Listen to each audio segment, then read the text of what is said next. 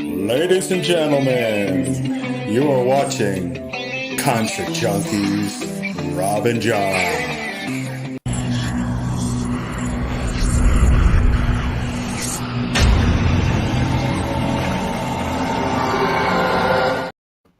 And we're live, guys. What's up? What's going on? So we have Melissa Cross, Fran from Savage Ladies of Metal, Mindy from Dying Oath. I want to thank you all for being here. Thank you, as always. Fran, do you want to start with your questions? Oh, so not what I said. Mine are harder, so go ahead. All right. All right, that is cool. Melissa. Yes. Thank you so much for making the time to be with us. I know we all live chaotic schedules and shit like that, So you're welcome, Savage Lady. Thank you so much. So would you like to introduce yourself directly for those who don't know you, what you do, what you're about? My name is Melissa Cross, and I am a voice teacher, slightly different voice teacher than a lot of voice teachers because people know me the most for handling the voices of some pretty legendary heavy metal screamers for the last when was 1999? That's when I first started teaching Jesse Leach before he was signed to Roadrunner, before Killswitch was signed. He was the first metal client. That was like 25 years ago. Yeah. So I've been doing it ever, since then. So my people say that my client list is longer than the porta potty line at Ozfest. See, just made porta potties look beautiful. Yes. We just got back from a festival this last weekend, so I'm kind of weary, but I'm really happy to be here. I was in Orlando with August Burns Red, Under Oath, Parkway Drive, Memphis Mayfire. Wow, so many, like loads of bands. It was good. It was really good, but I'm exhausted. I hope I make sense tonight. So far, so good. Okay, cool. So, we're going to try to take turns so we don't overlap each other. So I'll let someone else go. Okay.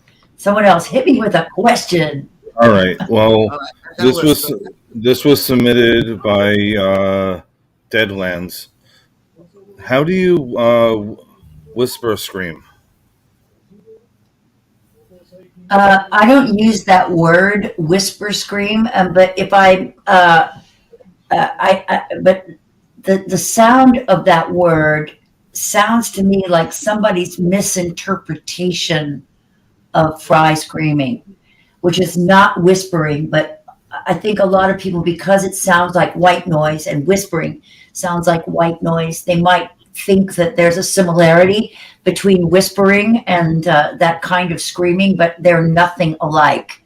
So when I whisper, that wouldn't cut through on a gig or even a recording. Like the sound of air is like, you can't get any volume whatsoever on. If I get really close to the mic and I whisper like that, it's still not going to happen. And the screaming that sounds kind of like that, if it was really turned up really loud, would not be it wouldn't be audible at a gig or even in the recording studio. So fry screaming, I think you're talking about fry screaming. If you are talking about fry screaming, right, which is a word that I made up in the first DVD called The Zen of Screaming, which was way back in 2005 that came out.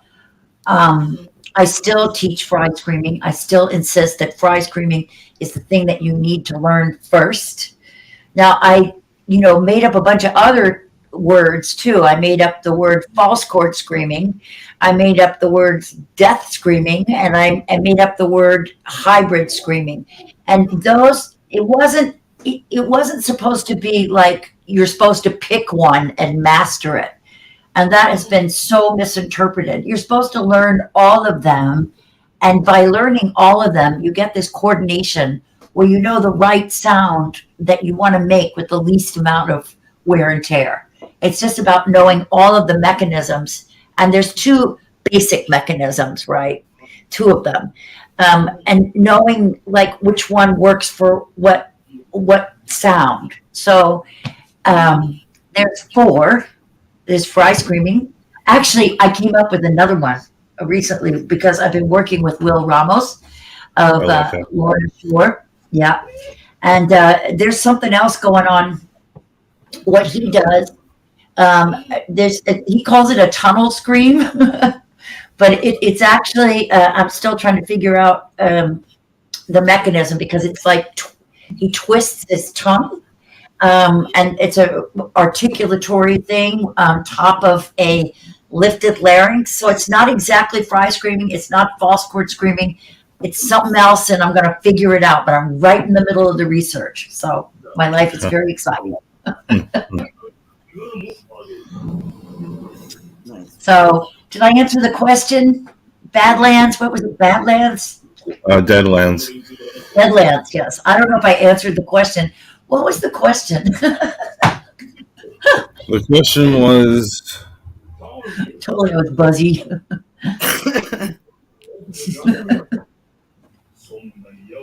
How do you? It was how do you? Yeah. Okay, so how do you is something that I actually charge money for. Yeah. So how do you? You sign up for my class. The next one is April 8th and 9th. That's Easter weekend. And I promise you, if you sign up for that class, you will know how to fry scream by the end of it. Money back guarantee. And you can do it for your family on Easter. Give them a nice Absolutely. It would be perfect. Yeah. Yes. Yeah. When they say ask for prayer, just start screaming it. It's a job. Pass the turkey.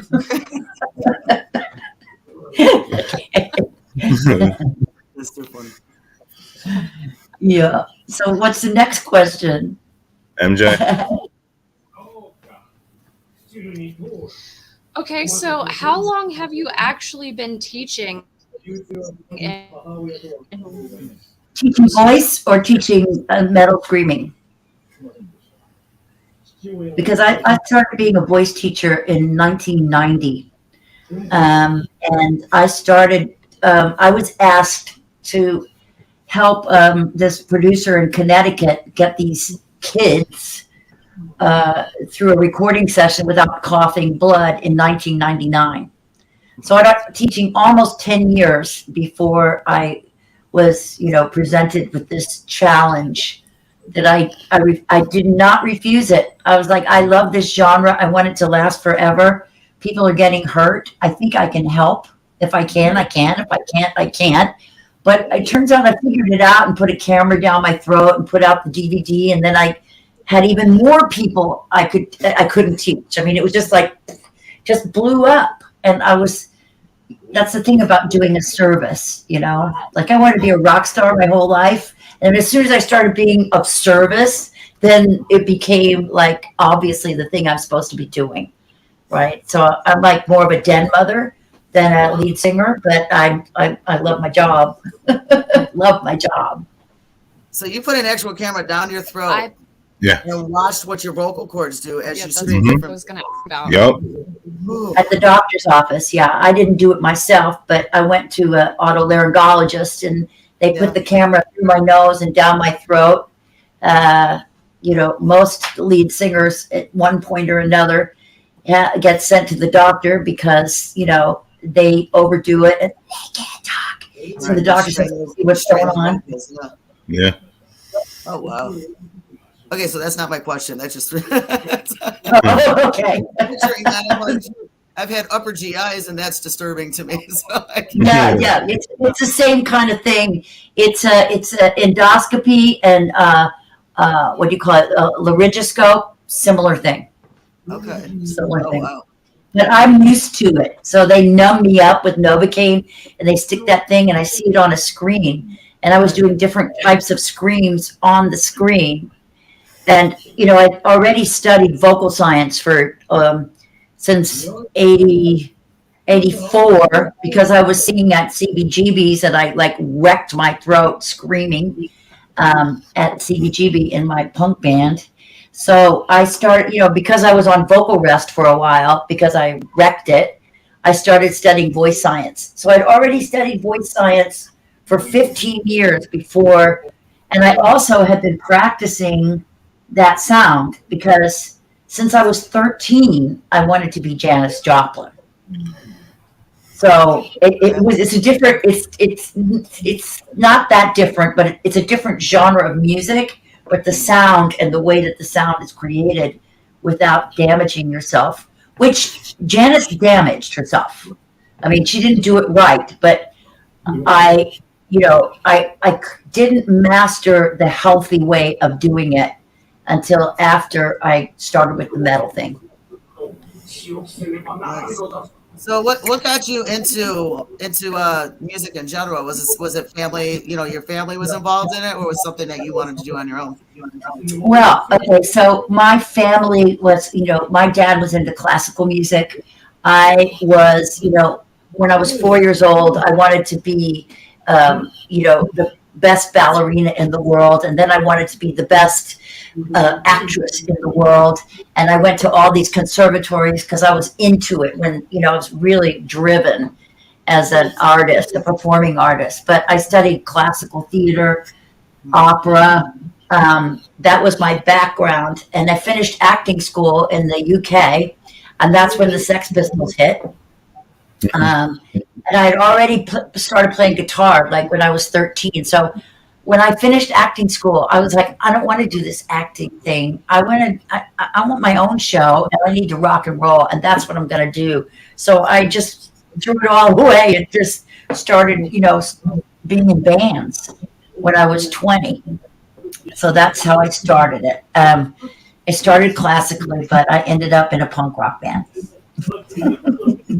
So how did Because I'm a rock chick. Because I'm a rock chick. What? How did that switch happen?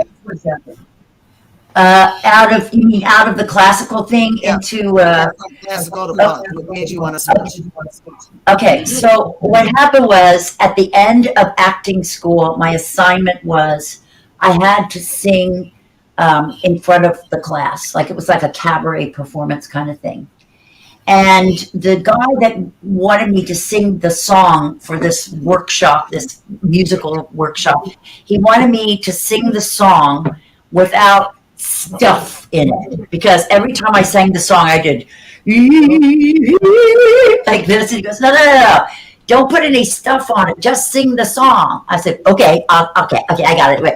He said, no. Just sing the song. And I said, I am singing the song.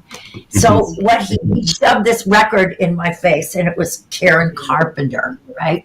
Oh, okay. So I got on the stage, and I felt like a corpse. I was like, just like me, that you long to be. Like it was really breathy, close to you, right? I got a standing ovation, right? And I thought I sounded so bad. But then I thought, oh, this is really easy. Like I've been working way too hard on this opera stuff. This is easy. All I got to do is jam, right? So it was too much fun to like resist. So I started busking in England. I started singing on the street and in the tube, in the underground, the subway. And then I moved to California, and I was in the punk scene in Los Angeles with like X, Black Flag, the Circle Jerks, the Blasters, that whole. Actually, I got an electric guitar, and after I saw Devo in San Francisco. Devo, I thought Devo was like art. I loved it. So it was the San Francisco, Jello Biafra, like Dead Kennedys. That stuff kind of influenced me because it was crazy, but it was arty. And I liked the Sex Pistols and the Stranglers and the Jam, but I liked that sort of art school vibe that was going on. It just sort of like appealed to me. So I got a Les Paul and I started my first band in California. Awesome. And then I moved to New York. And then I had another, oh man, it's a long story. It's a long story. But I got a record deal and I got fairly successful. And then I blew it because I had a drug problem. So, I got sober. Yawn. And then I kind of lost my edge. What? Don't even say that word. It makes me yawn. Oh. That's good for your throat, though. My kids learned that when they were young, that if I was yelling at them and telling me to shut up, they would just say the word, and I'd be like. It's good for your throat, though. It's really good. When my students yawn, I think it's like a compliment. It's like burping for Chinese food, It's like a compliment for yawn. Anyway, I think I answered the question. I think I did. What else? Fuck. Oh, I started something. It's okay. Man, Rob, you're up. I ask this every episode. What do you want to leave as your legacy? What is my legacy? What would you like to leave as your legacy? Well, first of all, my son. And then secondly, a way for people to access human sounds as opposed to like singing sounds, but sounds that sound like humanity in a safe and sustainable way. I think that's the first. I think I'm the only person that has successfully done that. So I think that that's fairly, but really a legacy. I think the most important thing that I do is like spread love, because I think that's the most important thing. That's the thing that makes the biggest difference. That makes the most. I don't know. It's just the most rewarding. So my legacy is love.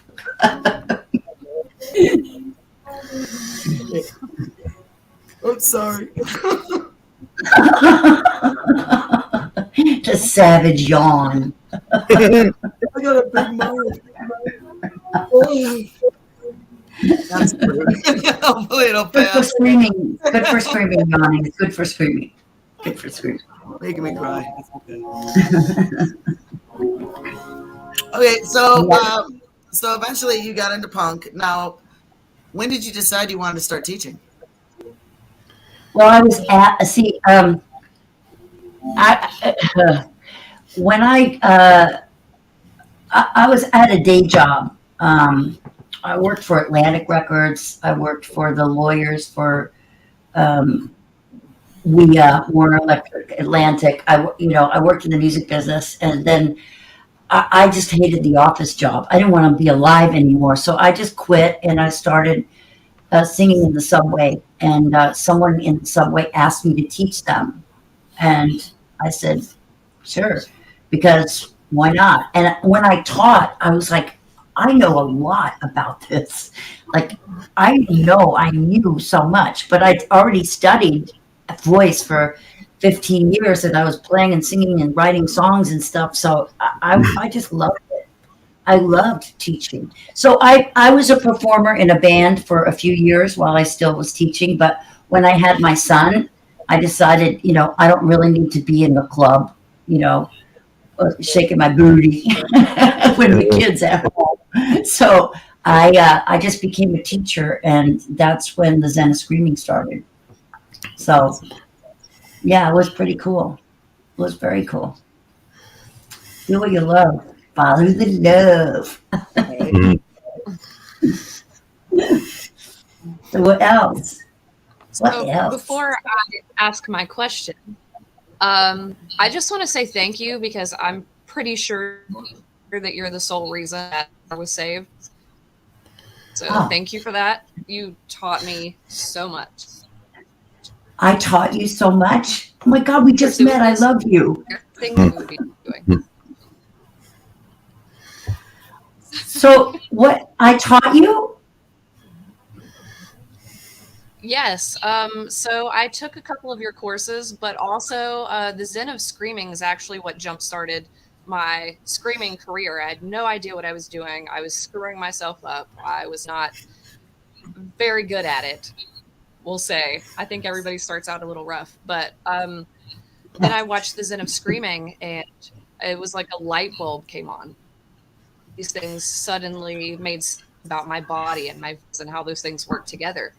And then I decided that's what I wanted to do full time. So that's what I'm doing. So thank you.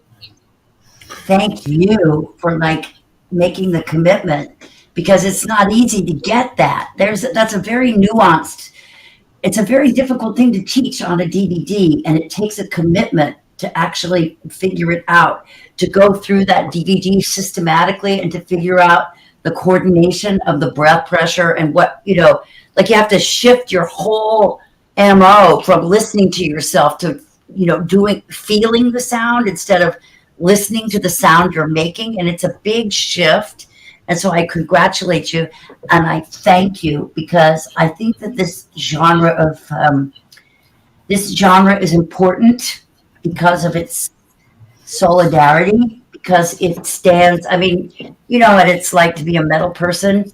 You know a metal person from miles away. You may not know what country they're from, but they're a metal person, and it has it stands for, embracing everyone, the inclusion, including the misfits, including the downtrodden, it's like, it's our home.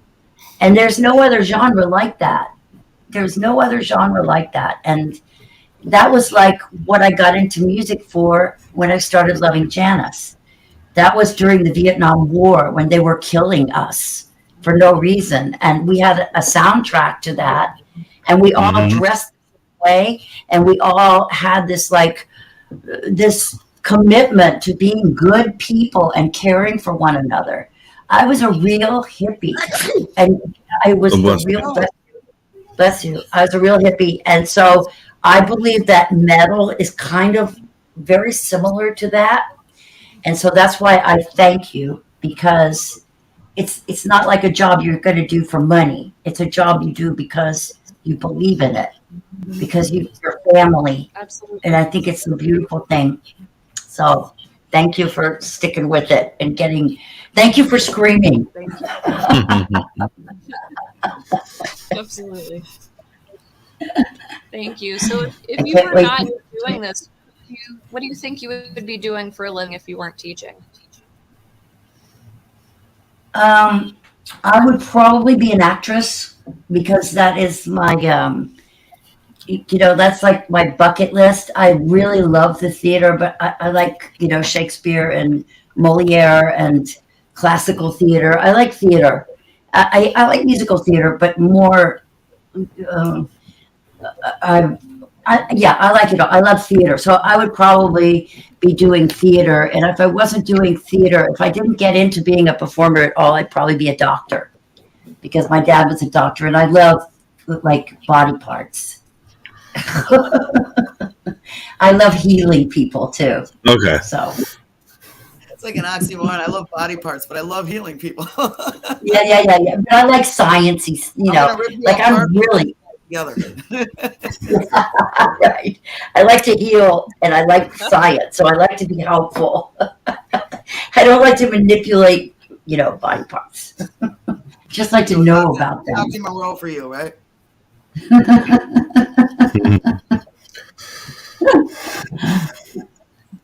So who's next?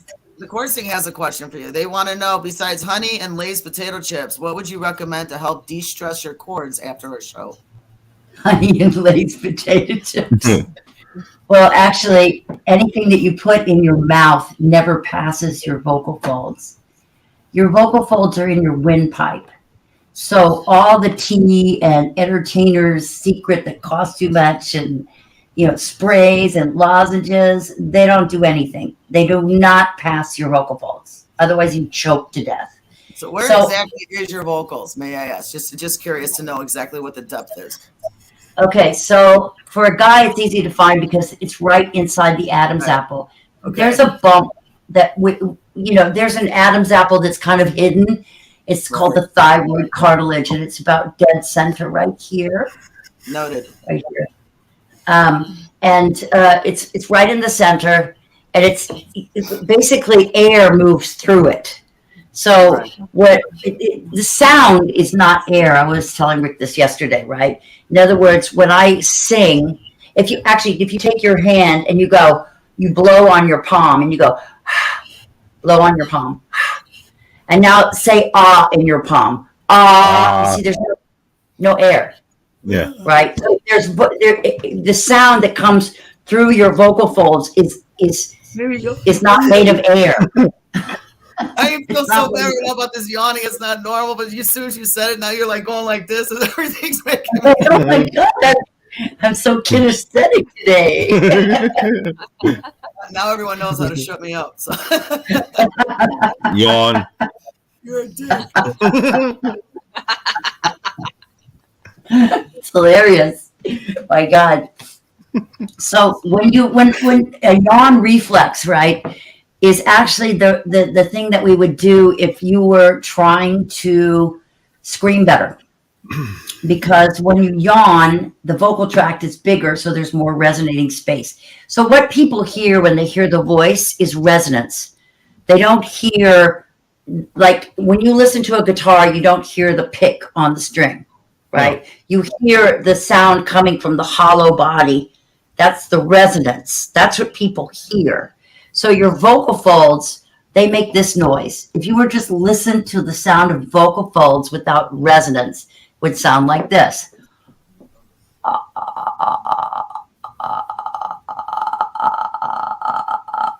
That's what vocal folds do, right? But when I make that vocal fold, when my vocal folds do that, there's an air pressure behind them, and then there's a shape of the tube. It's either an O or an E or an A or an ah. That's in the space, the open space in the vocal tract that makes the sound, right? So I forgot why I was answering that question. But if you drag me back to reality, I'll find my way back. How else? What other ways can you de-stress your chords? Oh, de-stress. Okay, my favorite way to de-stress chords, and I'm wondering if I have a straw here. I don't have a straw with me, but you take a drinking straw, and what you do is you blow through the straw. So a regular like Frappuccino straw if you're a big overdoer, and a thinner drinking straw if you're just like a regular person. You blow through the straw and you go, you glide, you blow through the straw. You start with a low one, like, and then, and then go back down. And then the next one you do is, now, the way that works, right, is that when you use your voice, there's air pressure behind your vocal folds, right? So this air pressure, your vocal folds are doing this oscillating thing, right? And there's air behind them. If you put a straw in your mouth, that puts pressure on the front side and the back side. So when I go, that's my vocal folds stretching. And when I go, it's loosening. So when you stretch and loosen, when you've got pressure on either side of the vocal folds, that's like exercising without any stress. So that is the best way to de-stress your chords. Nice. Draw. I want to hear you distress. Blow. Yeah, great. Blow through there. I want to hear you blow. Blow. You didn't hear me do it? Okay. You know what? When she was doing it, I did hear you, and she was given like 3 different sound pitches, and you sounded the same every time. So start low and go, woo. No. No, go, woo, like a glide. Now do a higher one. Woo, higher. I'm in a higher one. I'm going to join in on this. Give me a second. And a higher one. Keep going. Okay. Good. And you go, ooh. Start low. Ooh. So start really low. Go, ooh. Then keep blowing. Ooh. Not. Do it again. Okay, so that's staying on. Whoa. I went, woo. It goes, woo. Like, I don't like it that high. Does the size I'm matter? going to blow harder. I don't want to ask this again. Does the size matter of the straw? No. What's happening is you're not. I don't think it would. Well, I don't know. No, it doesn't matter. What you're not blowing hard enough. You're not blowing hard enough. You have to blow hard. Like you're blowing a whistle. Start. Mine whistles. That's your When I whistle. blow, I whistle. That's a new No. Okay, but you. That's really high. That whistle. You are. What we need is something that actually goes, oh, right? And you're going, So I'm getting, I want you to use a, I'll tell you what, if you take the sound of S and you make the S start quietly and get the S louder. So you go, can you do that? It didn't get very loud. Can you make it louder?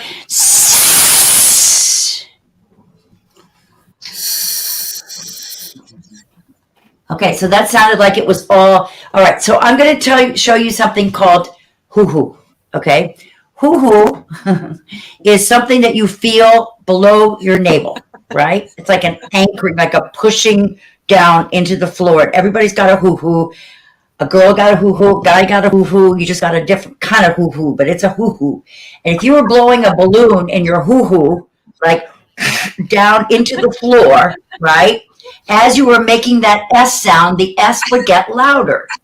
So if I did this with the Z sound, if I went zzz, or if I go, oh, like that, do that, oh.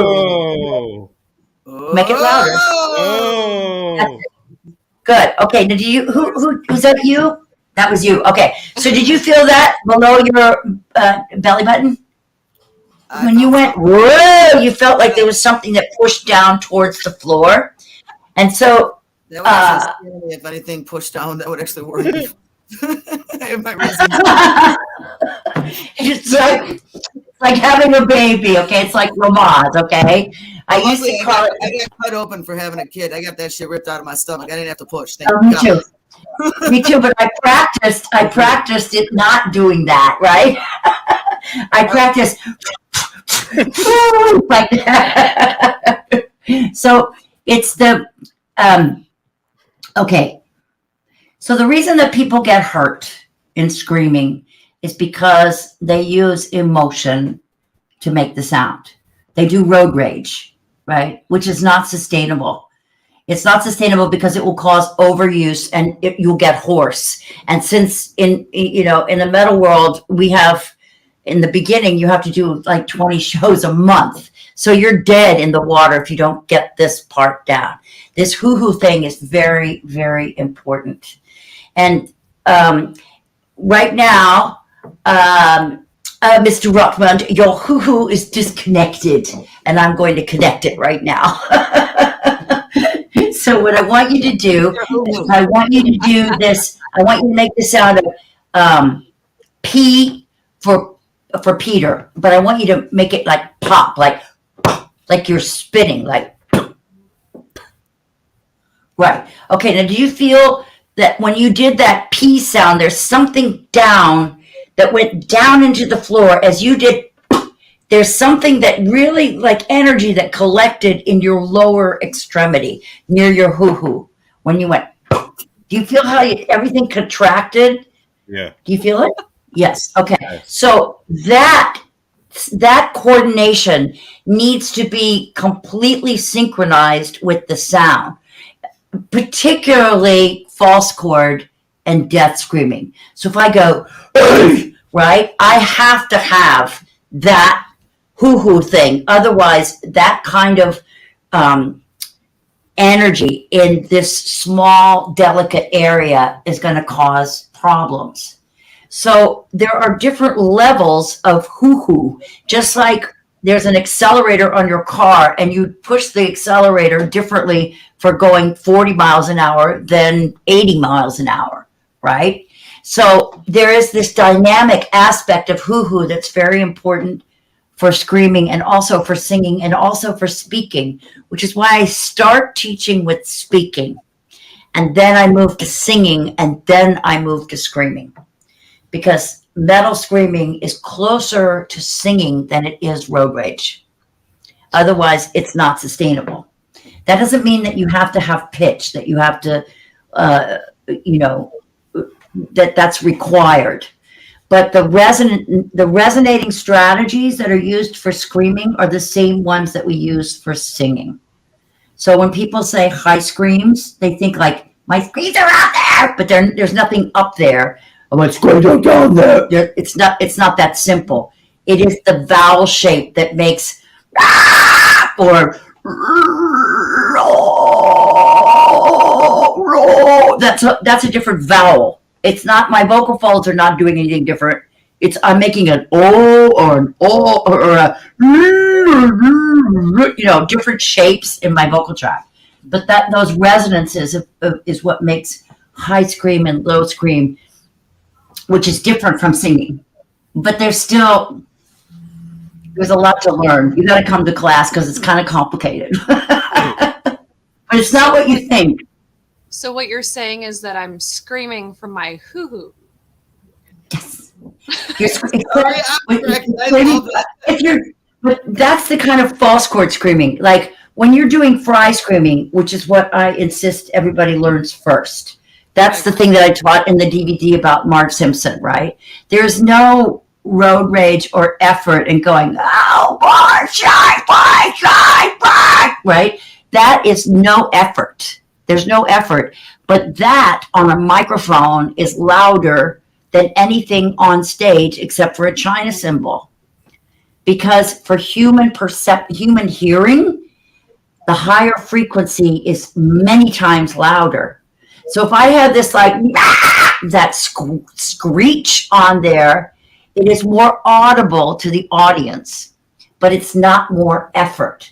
So what I try to teach is to have that high frequency, like Randy from Lamb of God, even though he's going, but he has this, he's got that squeal on it that even though it sounds low, it's also super high.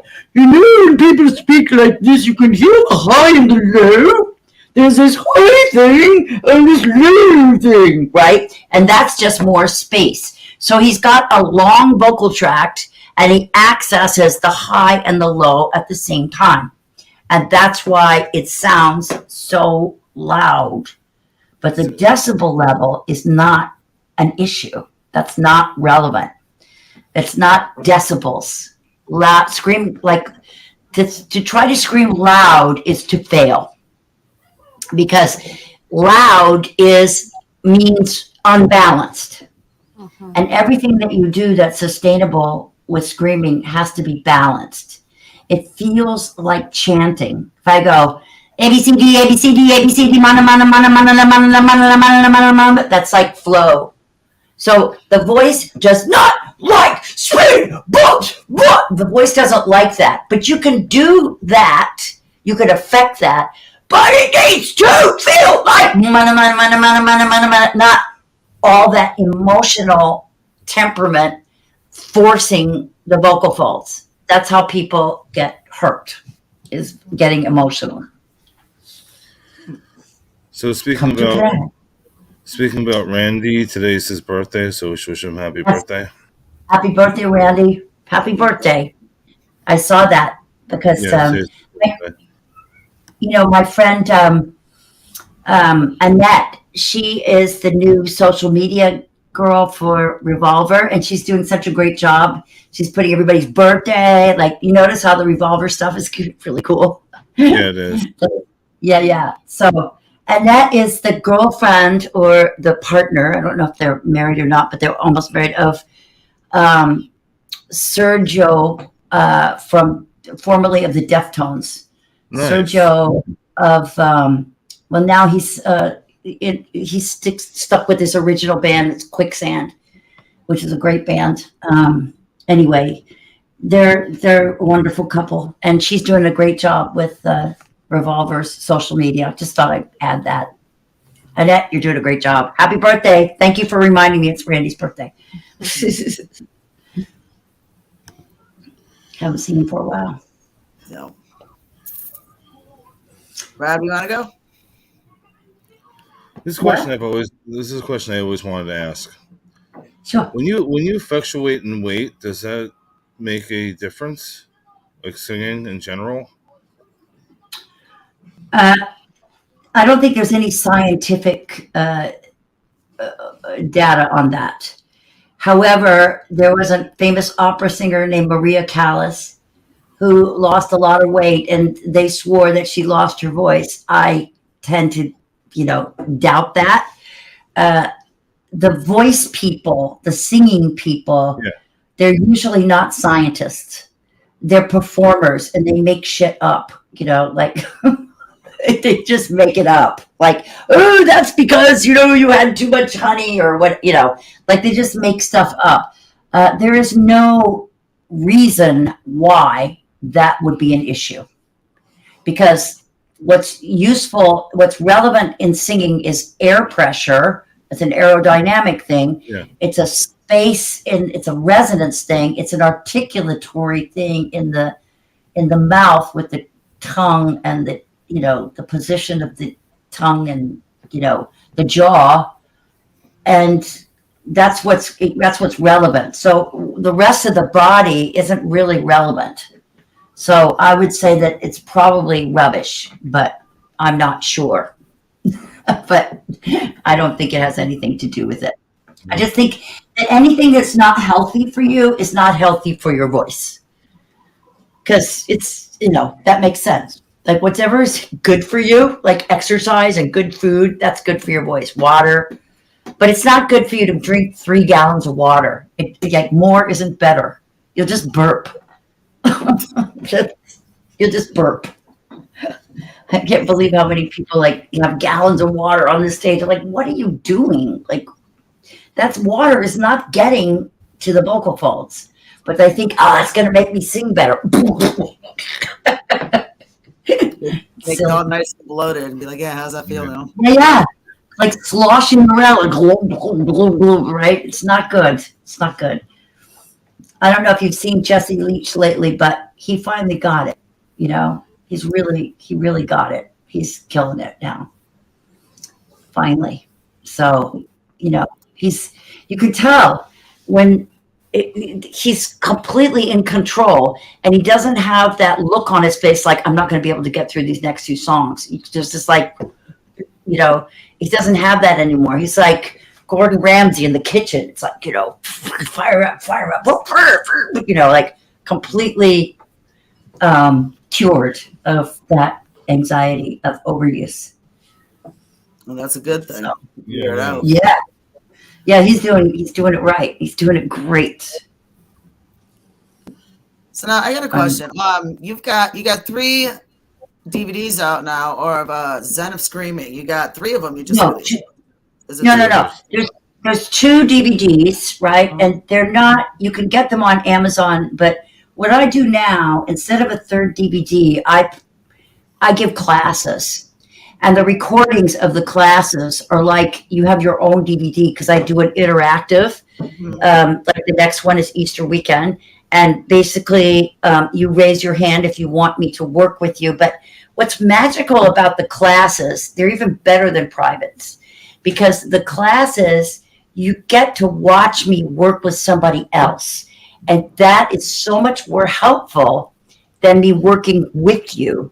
because when I'm working with you, you're kind of like not in your body completely, but when you're watching me work with someone else, you really see not only what the cue or the instruction is, but the result of that.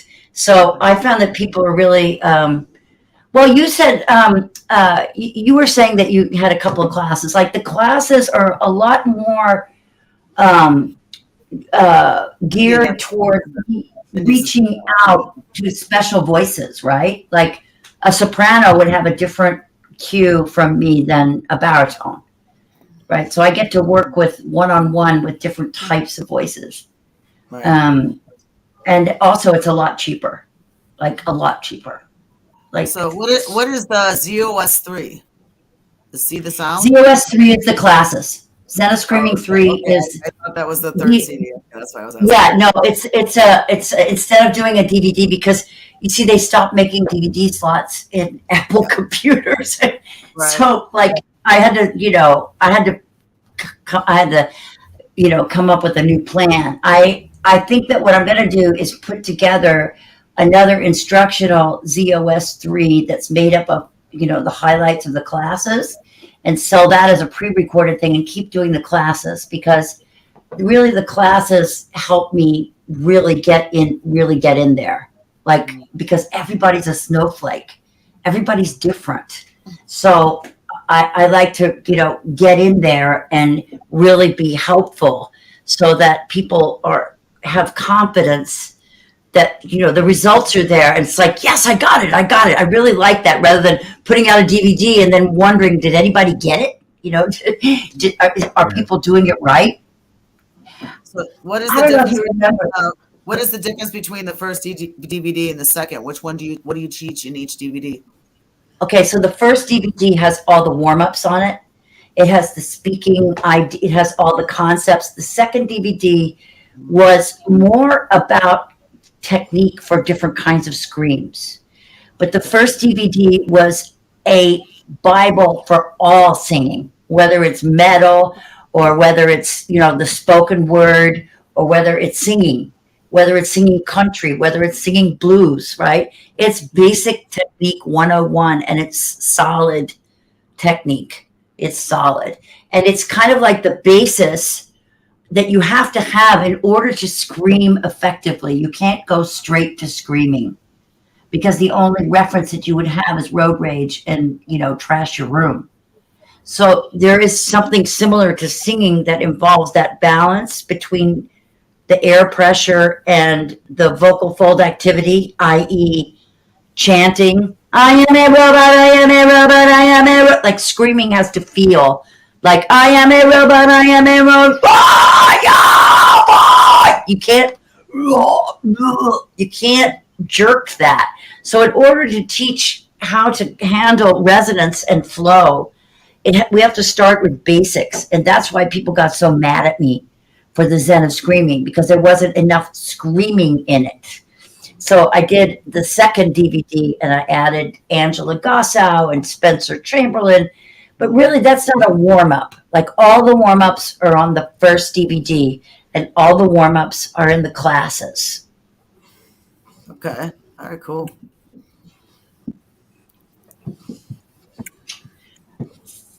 I teach screaming in the classes, too. So is there an artist that you would want to work with that you haven't yet?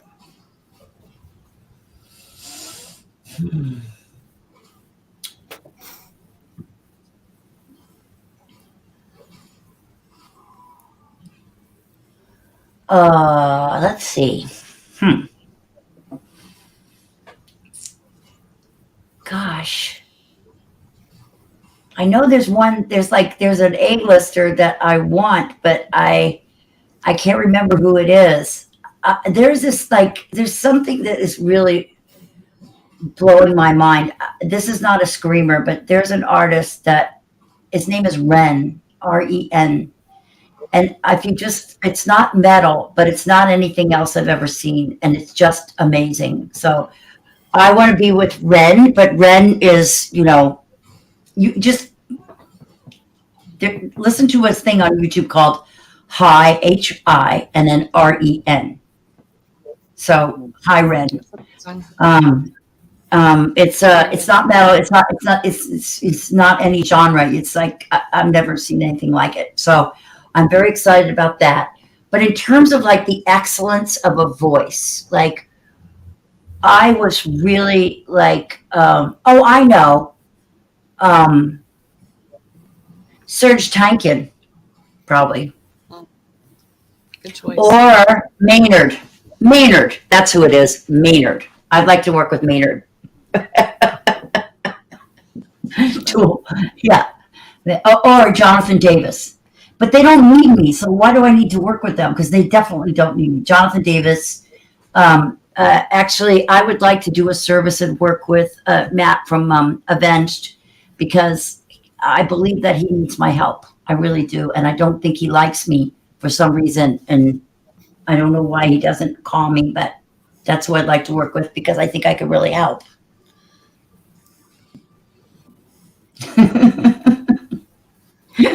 I think that's very rude of me to say that, but I think he has like vocal problems. So, and I don't think that anybody's fixed them. So, I would like that challenge. So, what do you think is the hardest screaming technique to actually teach people in your experience? Well, that's an interesting question because the easiest is the hardest. Fry screaming is the hardest to teach because it's such a hard sell to get people, to get singers to take out the efforting. It's so difficult to convince people that yak is loud enough. Because when I did that, it was loud, right? But I didn't effort it. And that's because it sounds so high and because the microphone takes that sound. And if I did that into my phone and I played it back, it sounds just like a metal record, right? If you go "Rah!" into your phone, it sounds like the record. So that is, but because it doesn't have that thing in the execution, people think it's the quality is not there because the effort is not there. That's the hardest thing to sell. So usually what I make my clients do is to go out in front of house with the mic and do fry screaming and listen to it over the band. And you know, and I say, just now you tell me that is not freaking loud. Right. And they go, yeah, you're right. I think I can't believe I've been like wasting energy for 20 years. And everybody says that to me. Everybody, like Code Orange, like all of them, you know, everybody. So that's the hardest thing is to get people to believe. I think it's the hardest thing to learn as well, because it's like you said, your body automatically wants to do one thing and you're over analyzing and overthinking and overworking. And if you just don't try, then you get the sound that you're actually supposed to get, which is odd to me, but it's definitely the hardest thing to learn, I think. It is. It really is. I think I had a client last year from Fever 333, right? And it was like, he's such a, I also had the guy from Zach De La Rocha from System of a Down. And so it was easy to teach him because he had thrown his voice out like 2 days before the first show in 11 years. That's stress. Like a huge band, hasn't played a show for 11 years. He loses his voice completely. So I taught him something that he had to use and it worked great. So that was easy because it was by necessity. But usually people who are efforting their whole like career, the quality is based on the amount of intensive like raw energy. That was the basis of metal. Remember Slipknot started out with like ooh at the beginning of every show and coughing blood and like, vomiting, right? That was a rite of passage, right? And some people are still like that. They still think that that's what it's about. It's a mosh pit, but you can't do you can't have a mosh pit in your throat. It's not, it won't work. You're out by the second show. You're chasing your tail for the whole tour. So, you have to learn it. It's required. And usually people get sent to me like the principal's office because they refuse to learn it. Go to Melissa Cross. Fine. So you work with established singers. Now, do you work with anybody who wants to start out singing? Do you help start them from the beginning and train them from the start? Or do you prefer to work with established singers that are already out there? I treat everybody with equal respect. Like I don't charge more for famous people or charge less for beginners or nothing like that. And I'll do, usually with somebody in the beginning, I tell them, why don't you do the classes first because it's cheaper. It's like, you don't have to go to Harvard until the last 2 years. You could do your undergrad at some community college and then, go for the pricey stuff because the basics are the basics. Wait, what was your question again? Because there was something else I wanted to say about it. Do you prefer to have singers who are already established in bands, or do you train also people who want to begin? I like both. And I'll tell you, I had this girl named Harper, that yeller Harper, and she's an 11-year-old girl, and I wanted her to do this properly, and so I started with her when she was 9 or 10, right? And she was on America's Got Talent. She didn't proceed fast, but she did that. She screamed on America's Got Talent, which was, I know. I was kind of scared. What? I can picture who you're talking about now. Yeah. Anyway, I'm glad that she didn't, that it didn't become mainstream because then it wouldn't be metal anymore. So I was like, thank God they didn't get it because they'd ruin it. America's Got Talent asked me to be on their show 3 years in a row. And really? I said no. Yeah, I said no because I knew that they were going to do it to make fun of metal. That's what they usually do. Yeah. And because I'm older, they thought that was good television, and I refuse to be, I refuse to pull metal through the mud like that, or to use it as so I've said no, but I'm so glad that, she didn't go to the next round, because once metal is part of American Idol or America's Got Talent or any of those cheesy talent shows, we're screwed. We are screwed. That is not what we do this for. Okay.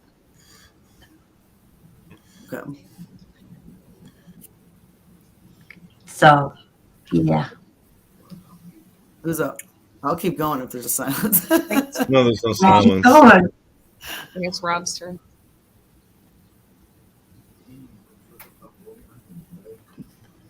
If you could pick your own 2-day festival,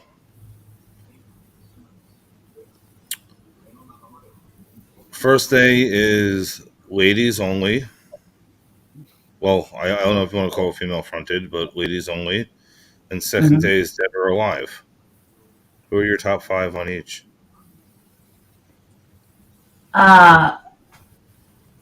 Wow. Wait, the second one is Dead or Alive? Yes. In other words, oh, you mean living or not living? Yeah. I thought there was some band called Dead or Alive. What? No, that's a John Bon Jovi song.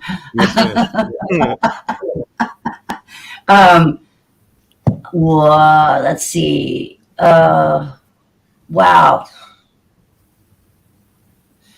Well, I mean, I think the female fronted thing would be Lena Scissorhands from Infected Rain, Angela. I mean, not Angela. Alyssa White Blues of Arch Enemy, Ginger. And God, Courtney from Spirit Box, maybe. There's other ones though, but that would be the first day. I don't want to insult anybody for forgetting, but I'm a little bit on the spot. I mean, I love everybody for different reasons, and dead or alive, whoa. God, that's really, really hard because I am old and I have seen so much good stuff in my life. So hard to compare them. You know, there's like, there's screamers and then there's singers. There's beautiful instruments and then there's gorgeous characters. And it's hard to compare because it's a different kind of thing. So in terms of like the instrument itself, like Pavarotti, Sir Tom Jones, Engelbert Humperdinck, for God's sake, you know, like there are some amazing, Johnny Cash, these are amazing voices. But in terms of like concert energy, like I love Randy. I always love Keith Buckley from Every Time I Die. But these are instruments, but they're also like the whole vibe is so important. So it's hard to compare them. God, I don't think I would make too much money on my concert. So thank God I'm not a booking agent. But anyway, I'll leave that to them.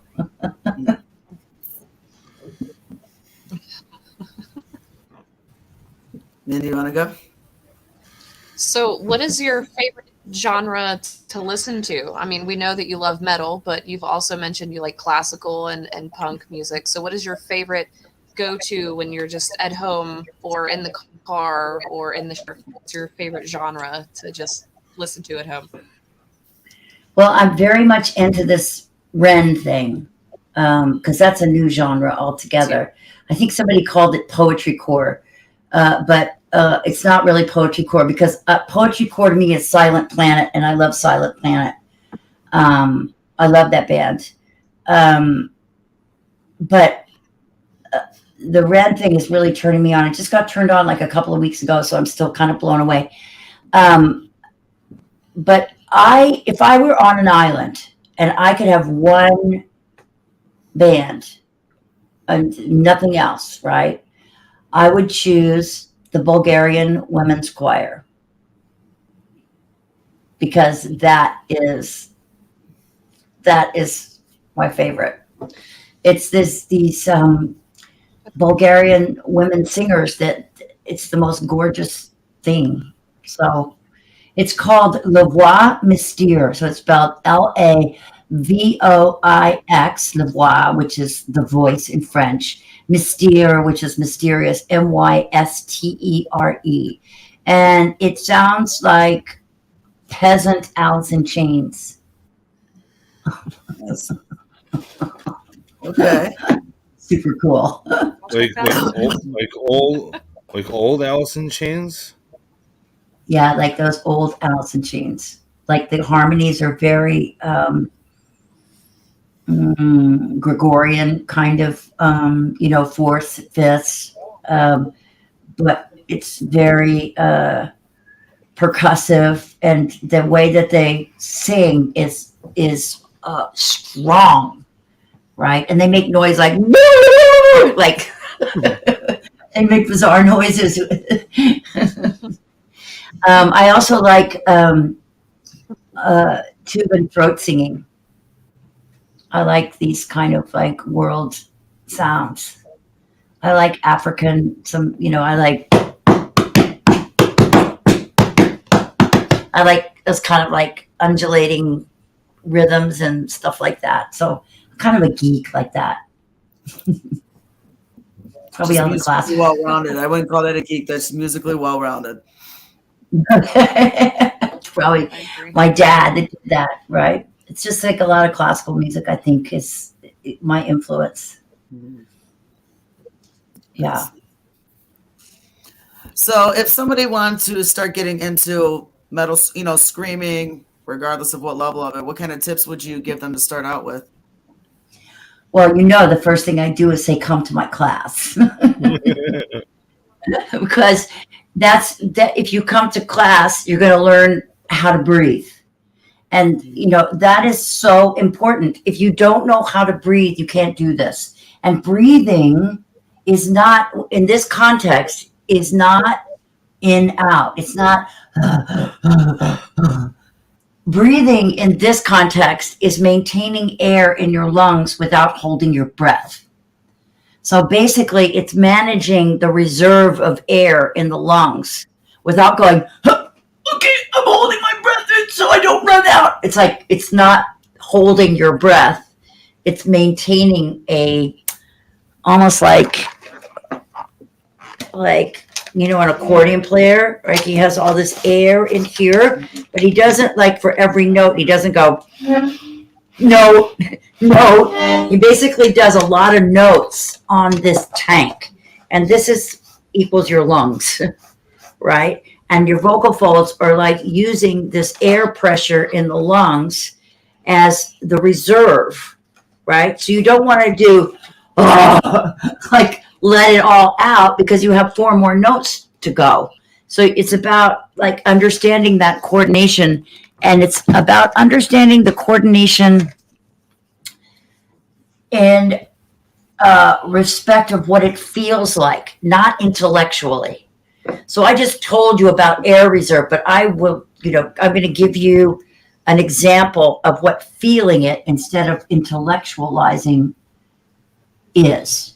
If you had a belt around your waist that had 10 noses on it, but you had no nose on your face, and you sniffed into your belt, you would feel your rib cage go out to the side like this, right? So just try that. Put a belt, imaginary belt around your waist, and sniff into your belt. And feel how the sides of your ribs go out. This doesn't go up, but the sides go out like that. And if I keep what? They expand. Yes.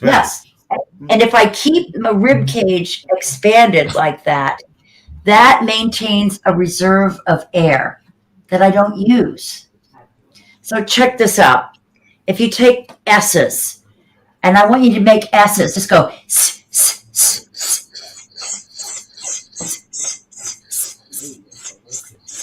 You could do that forever.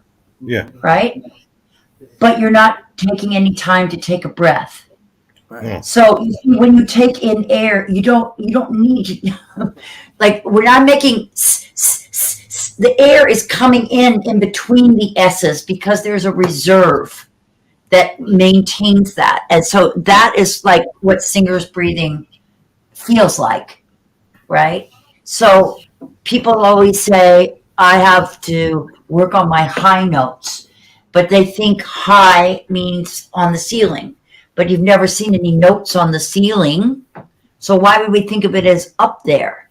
It's not up there. And a low note is not down there. But people have this language and spatial reasoning about the voice that is counter effective to the way it works.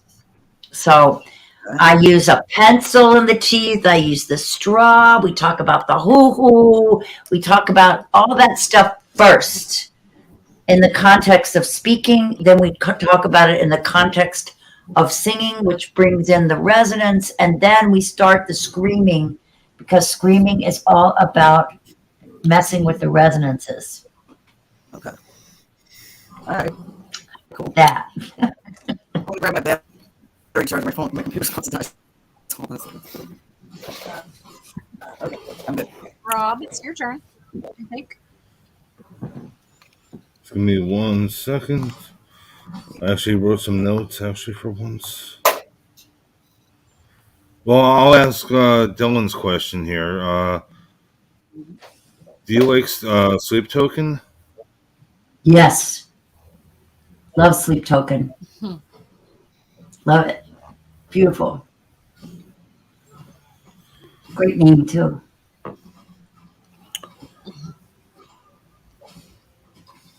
I know it's going to be part of your answer.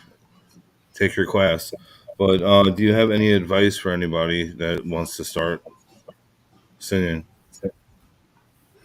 Well, I mean, you should get curious about how the people that do it well learn to do it, and it's imitating is and singing with the CD or singing with the stream is not is not the way to do it, because that is imitating is not something that you can depend on. When you walk out onto a stage, there is nothing else playing that's telling you that. A lot of people will do it with the record and think that they sound like the record because they're doing it and the record's playing. But when you don't have anything to guide you, you're all alone out there, and you need to know what you can depend on. And depending on an imitation is not sustainable. So there's so many things. I mean, you have to be. First of all, you got to know why you're doing it. Like if you're screaming to be famous and make a lot of money, forget it. You should go into like finance, right? Because this is hard work and it takes many years to get a fan base. And the most important thing, aside from the technique, is the writing. It's the writing that, it's the songs. It is also the team that you build in terms of your band. It's nobody does this by themselves. Nobody does this on their own. This is always a village. It's always one person meets one other person, meets another person, and then they get this person, and that's the way it works. So you see somebody that's like killing it up there, they didn't do it by themselves, right? It's a very important collaborative thing, and it takes a long time. And usually people do it because they can't do anything else, and they're not going to be happy unless they do it. So it's not for wimps. That's for sure. But it sure helps a lot of people feel better, right? So what do you think is the best remedy for a vocalist who might have been sick or had allergies? Because of course, being a vocalist, there's so many things that determine what your voice is going to sound like day to day. I actually was just sick not too long ago, and I just practice a lot of vocal rest, which is what helped me.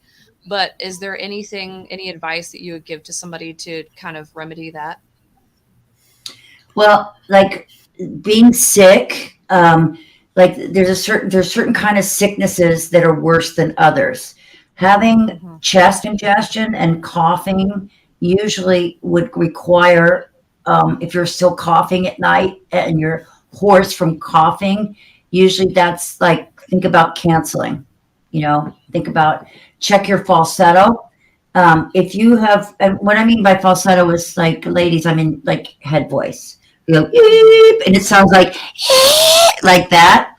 You need more vocal rest. Until your falsetto is clear, you really shouldn't be doing the show. But sometimes you don't have that choice. So if you don't have that choice, then what you need to do is to do as much vocal rest as possible. Use the straw.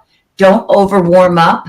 Conserve the warm up, and then shut up after the show, and don't talk over music. Never talk over loud music, ever, ever, ever, ever, because you can't tell if you're talking loud. It's like, most people hurt themselves after the show or in between in between shows because they talk over loud music. And so when you go into a room, it's called the lumbar effect. When you go into a room and it's a noisy room, you're going to start talking like this because you can't hear yourself. And then at the end of the night, you're completely hoarse. And you didn't know that because you didn't have your finger on your ear or a piece of cotton in your ear to kind of monitor the effort that you're using. So I would say vocal rest is the most important thing, and to stay on vocal rest until your falsetto is clear. Definitely do not overdo it on a hoarse voice because eventually you will hemorrhage. And a hemorrhage is a burst blood vessel in the vocal folds, and you will not be able to make a sound for a couple of weeks because the vein like bleeds in the fold and it's wet, so it can't vibrate. Mm.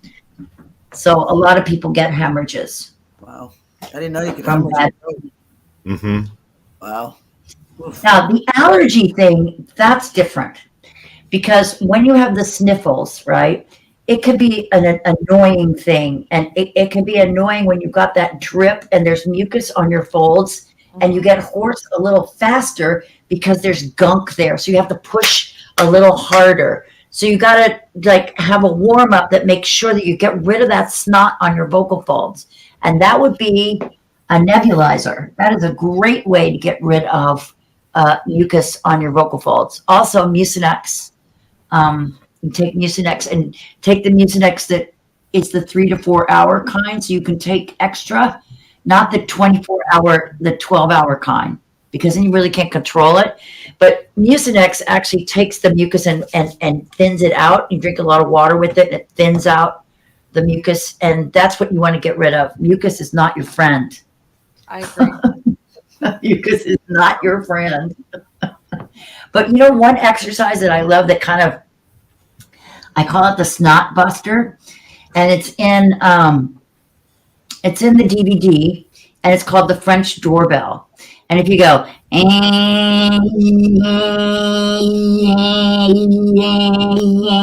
it kind of wiggles it off. So you get, and it kind of like the fur ball kind of comes up. So try, yeah. It's too funny.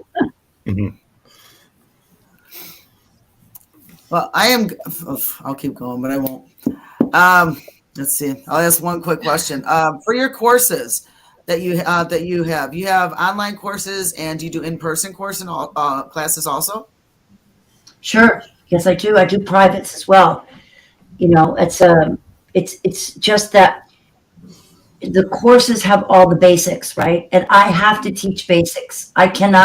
You don't get it better privately. The basics are the basics, right? So if you could do basics and then come to privates, that's probably better because then we don't waste, all that time on something that you could get for literally $100. I think it works out like, $35 an hour in the classes, and it's $375 for the hour. So it's like ridiculously cheaper, Right. and the only reason it's that much money is because too many people ask me. Like I can't, it's just demand. I mean, I feel like really conceited, but I made these classes because I felt bad about that. I really did. I feel bad about that. It's too expensive, but I'm also really happy to say that the classes are better than privates because, I don't talk about your dog or your relationship or, your period or whatever, it's just straight up, Sorry to be gross. Too funny.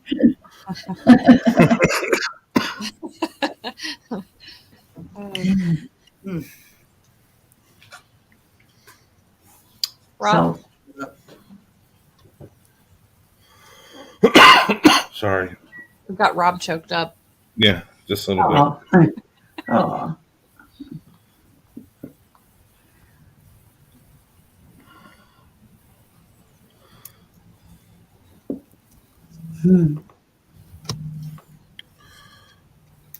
What was your first concert ever that you went to? The Who.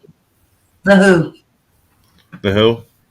The Who. Not the HU one. The WHO. Like before Tommy. I mean, I saw, I can see for miles and miles and Magic Bus, way before even the rock opera Tommy and Quadrophenia. Like I saw them when I was 11 years old. In San Antonio. I literally just saw HU a little while ago. They were. I love the U. Yeah, I absolutely love those guys. Yeah, they were with. Yeah, they're very cool. They were with Megadeth and Five Finger. Mm-hmm. Yes, they're all on the same label. That Better I didn't noise. know. That I Yeah. didn't know. I saw them Yeah, 2 years ago. I saw them 2 years ago at Rebel Radio, and just that whole Mongolian sound was just it was intense, and it was awesome. I loved it. It was a hell of a show. Yes. Yeah. Yeah. So the company that has those three bands is actually run by the all-time manager of Motley Crue, Alan Kovacs. Really? I So didn't know that. yeah, he built a label based on with the money from Motley Crue, and they've got, Bad Wolves, and they got a lot of bands, Five Finger, Motley Crue, tons. Nice. Yeah. They're being taken care of. Yeah. Mm-hmm. Yep. I do a lot of work for them.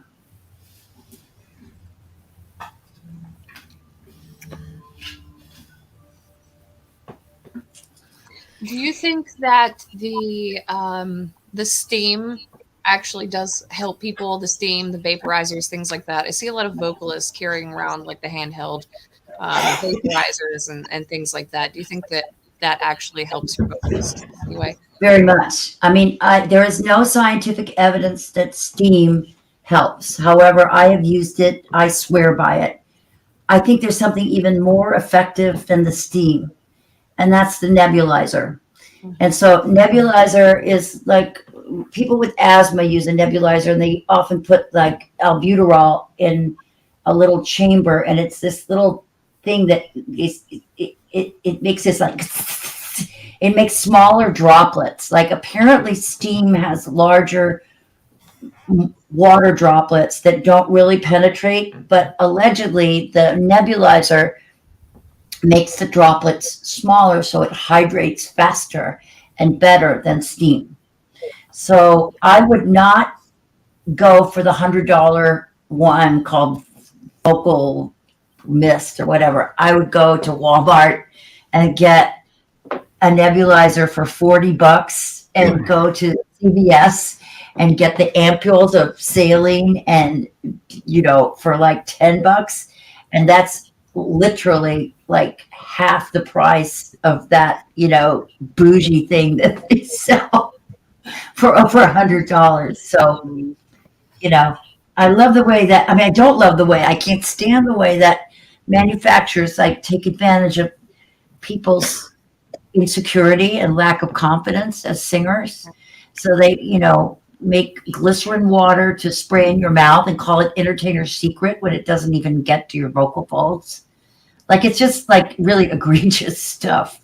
Like straws, you grab these at the bar, right? Yeah. Like, here's a really thin straw, right? You get a cocktail straw, it's even better, right? But if I go, if I sing like,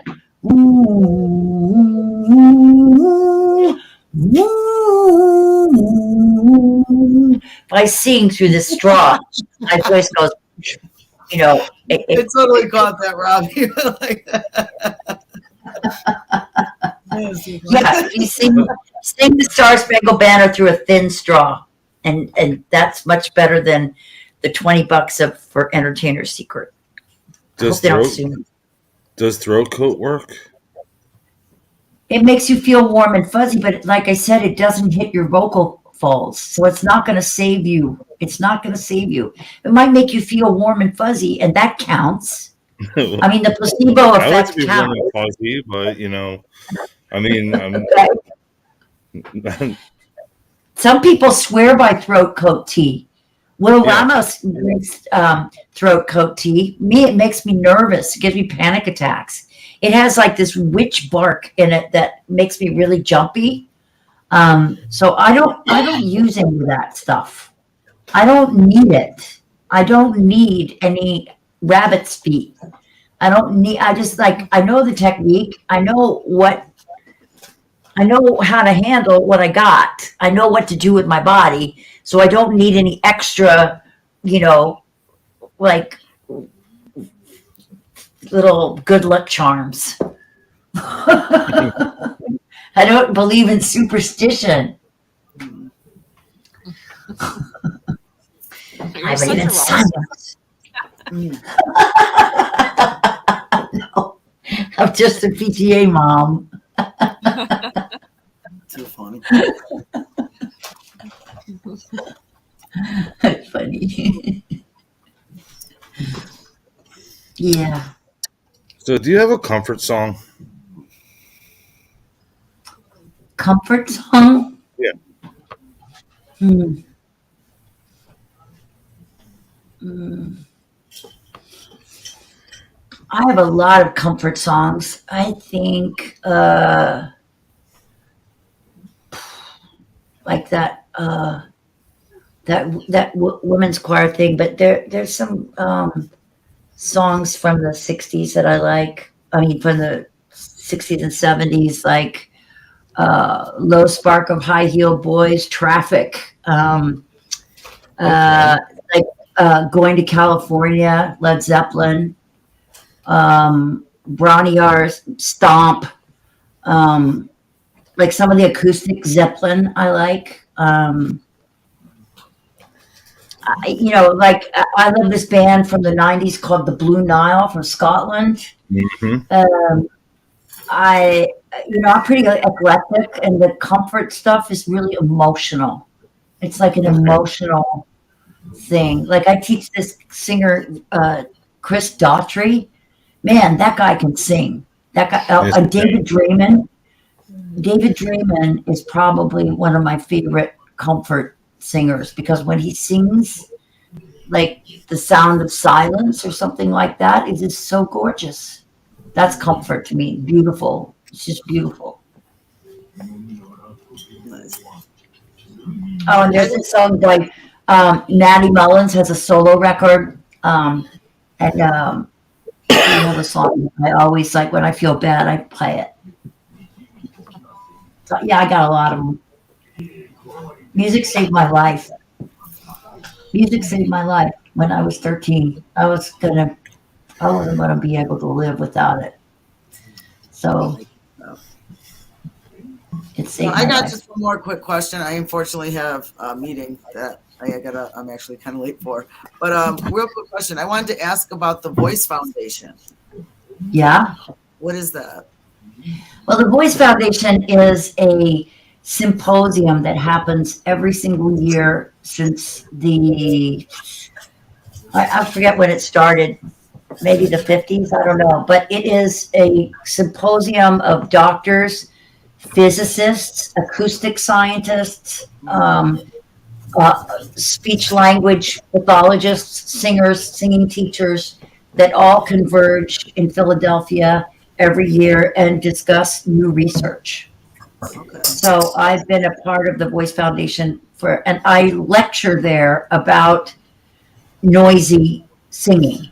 I'm the first person to actually bring this knowledge to a body of scientists. So I feel like I travel in the circles of metal people, but I also travel in the circles of academia and scientists that want to know. Usually they're trying to get rid of people that have that in their voice. It's called pathology for them usually, but this is a new thing where we're not talking opera anymore. There's a lot of people that need to serve a community of people who don't sing opera, that sound completely different and have a whole different set of injuries. So I was welcomed in that way, and I appreciate that. So Cool. I feel like I can hang out and I also that's a whole different thing. I just want to say I just did it's this amazing theatrical thing in University of North Carolina. They did a Greek tragedy called Electra, and they used metal screaming in the chorus. And it was awesome. So here's my theater background and my metal screaming, like, I get, brought in to teach these girls how to like, you know, and it was great. It was wonderful. So I'm happy to be walking around in different circles and different contexts with this stuff. Do you travel for your classes? If a musician can't come to you, do you travel out for them? Before COVID, I did it quite often, but I haven't done it since COVID. Like the thing that I did over the weekend was one of the first. Like going to that festival. So that was a first since COVID. It's good. I'm just so glad that we have concerts back. I'll never take that for granted. I'll never take that for granted again because I thought I was gonna die. Same here. Just like, yeah, I'm just really happy. I'm 100% with you on that one. I was itching really bad. Yeah, it was sad. So, and we still haven't recovered. So we're getting back there, but we have to fix this business because, we're in a very egregious time where the money is not going into where it should be going. Right. We're way back. We're going back to like the times of the 50s and the 40s where, Colonel Parker and Elvis, like labels make a ridiculous amount of money. Spotify makes a ridiculous, it's not fair. It's so not fair. Yeah. And we need to unite. Yep. So maybe I'll do that at some point, but I just like being of service to the community that I feel is based on caring for others. I'm a hippie. Well, Melissa, Rob, you guys, I really apologize. I got to get to this meeting. I'm a little late, but I wanted to ask a few more questions too. Anyway, Melissa, it was an honor meeting you. Mindy, You too. always. I'm so honored to meet you. So, Good. So definitely, we'll love to talk to you again soon. Rob, Yes. I will talk to you very soon also. You guys have a beautiful Okay. night. I am so sorry to cut out, but I got to get to this meeting. All Okay. right. I'll talk to Have you a good guys. night. Bye. Good night. Bye-bye. Bye. Good night. Right. And now there was three. We are MJ. three. MJ, do you have any questions? Have you ever been starstruck? Has there ever just been somebody that you met and worked with that you just absolutely Yes. starstruck? Yes. Zach De La Rocha was like a starstruck thing for me. Just because David Draymond was a starstruck thing for me. Oh, I know who was starstruck. Corey Taylor. That was the starstruck. That was the starstruck. That was like, oh. But it was easy. It was really easy because he's so personable. Yeah. And he didn't make it difficult at all. But that was like, I think I was starstruck with Tom Arroyo of Slayer. But I didn't need to be. I really didn't I didn't need to be starstruck because all of these people are pretty down to earth. Yeah, I was starstruck by Randy from Lamb of God too, like all of them. But I'm not starstruck anymore. Like I don't, because I see that these people are so human and they are not that different from anybody else. And I remember like wanting to be like, have the love of 1,000 strangers and be a rock star because I had this hole in my heart, but they all have hole in their hearts. And then when they got to where they got to be, it wasn't what they thought it was going to be. And they just ended up like being okay with just being themselves. But that was a long journey to understand that. Right. But I think I get starstruck. I'm just trying to think of somebody that like starstruck me.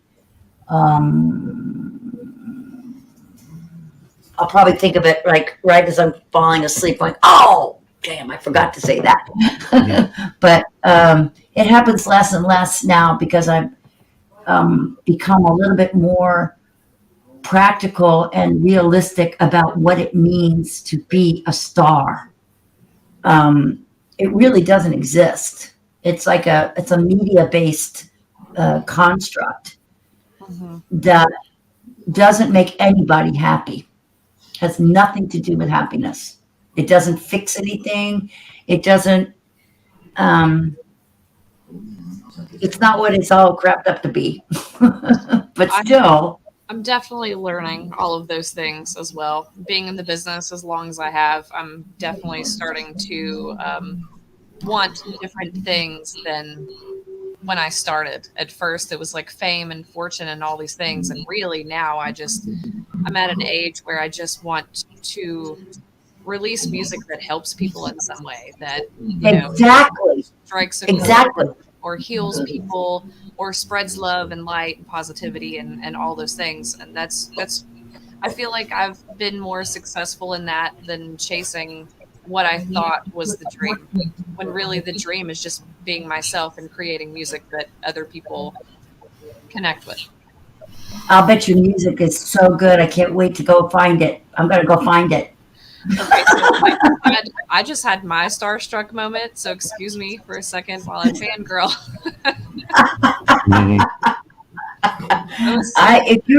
But you're the real deal, right? Because that's exactly what I was talking about. Like you found it, you found the reason. You found the reason. Definitely. I think that I'll probably do music forever. I thought it was this thing that it was just you get to a certain age and nobody cares anymore. Nobody wants you. You're not young anymore. You're not all these things. And then I made it to my 30s and I was like, you know what? Metal is not giving a shit what people think about you anyway. So I'm going to not at all. Just to piss people off. Like my entire existence is just here to piss off those who hate what we do and to love those who support us. So I do it with all. Pardon my French, but fuck yeah. I love that what you said. So let's follow. I would love that. I feel like we're kindred spirits in the same lane. Just you're on one side of it and I'm on the other.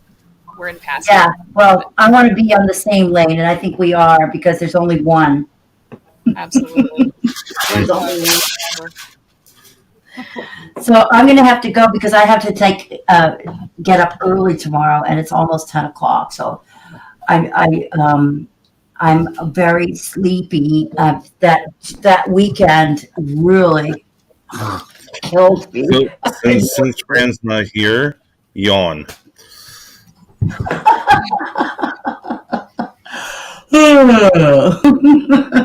It's good for you. I do have one last question for you. Sure. No pressure, obviously. My band actually does have a song that is coming out. We're touching on some really touchy subjects about abuse and sexual abuse and things like that because I want to be a voice to those who don't have a voice. But we're releasing a song in 2 days, and if you do get around to checking it out, I would love to hear what you think on things that I could possibly improve on because you taught me. So I would love to know, if there's anything that you think I could be doing differently or better. I am honored to do that. If you could just tag me when it, give me actually you could support at melissacross.com. Anybody can get me that way, right? Support at melissacross.com. And I will be so honored to do that. And thank you for talking about that subject because it's a subject close to my heart because it happened to me. Well, the song is about my life, and it took me many years to want to come forward and tell my story.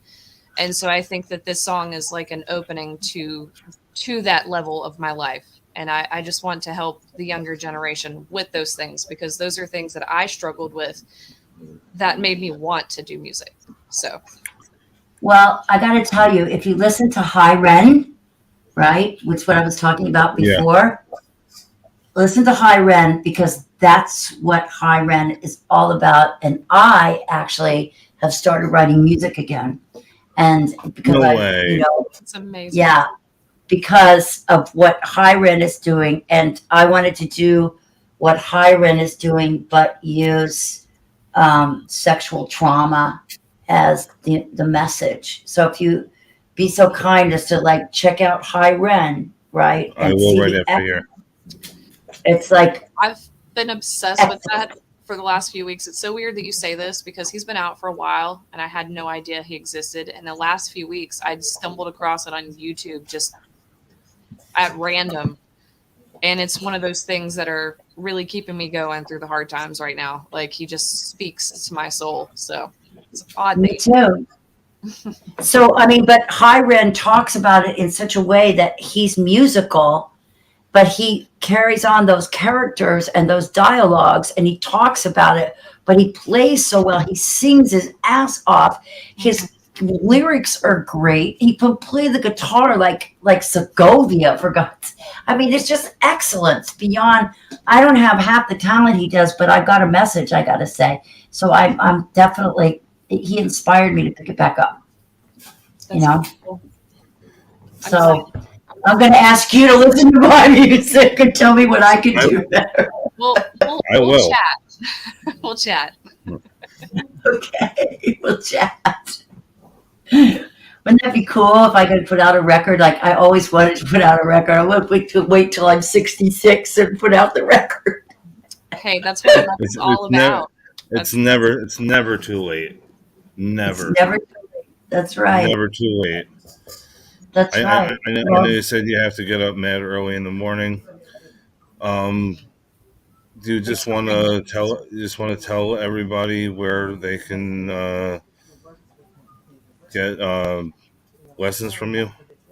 Yeah, Or it's website or- melissacross.com.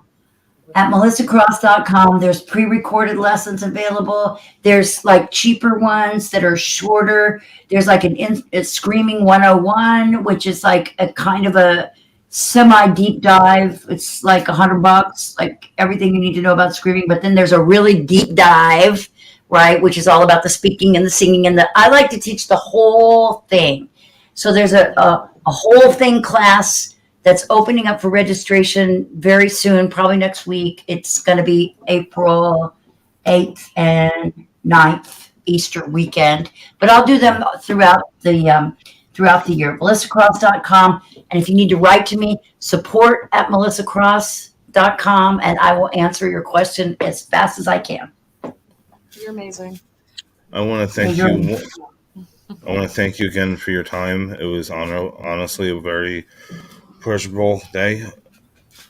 And this is going to be on Facebook, YouTube, Twitch.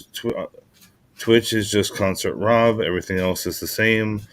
And if you're not a subscriber, please do. Will do. And the Cash App is scrolling through the screen to help the channel grow even more. Cool. That's all I'll do. I'll hit that button. And I hope everybody else does too. Thank you guys once again. Thank Have a great you. night.